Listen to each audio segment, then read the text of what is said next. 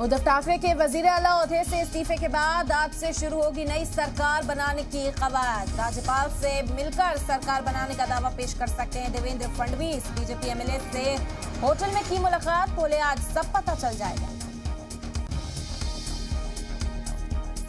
गोवा से आज मुंबई पहुंच सकते हैं एकनाथ शिंदे समेत बागी एमएलए। सरकार बनाने का दावा पेश करते वक्त देवेंद्र फडणवीस के साथ महाराष्ट्र बीजेपी सदर चंद्रकांत पाटिल की सलाह। शपथ ग्रहण के दिन ही मुंबई पहुंचे। फ्लोर टेस्ट से पहले गवर्नर को इस्तीफा सौंपने के बाद दोनों बेटों के साथ खंडेराय मंदिर पहुंचे उद्धव ठाकरे। फेसबुक लाइव में इस्तीफे का ऐलान करते वक्त बागियों पर जमकर बरसे। कहा जिनसे धोखे की आशंका थी वो साथ रहे, मेरे पास शिवसेना।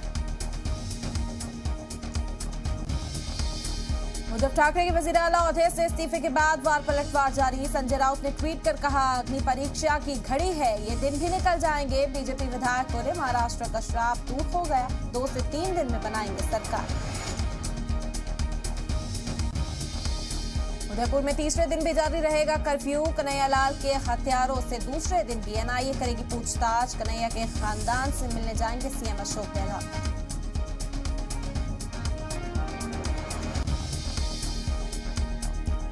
सिक्योरिटी निजाम के बीच अमरनाथ यात्रा की आज से शुरुआत। पहलगाम और बालटाल बेस कैंप से शुरुआत हुई। रोजाना 20,000 अकीदतमंद के जाने की उम्मीद।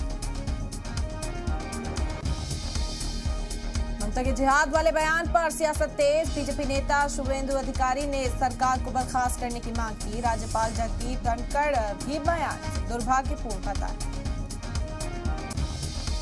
गांव में सिक्योरिटी फोर्सेज और मिलिटेंट्स की मुठभेड़, 2 मिलिटेंट मारे गए। जराये के मुताबिक जम्मू कश्मीर में 144 आतंकी आए।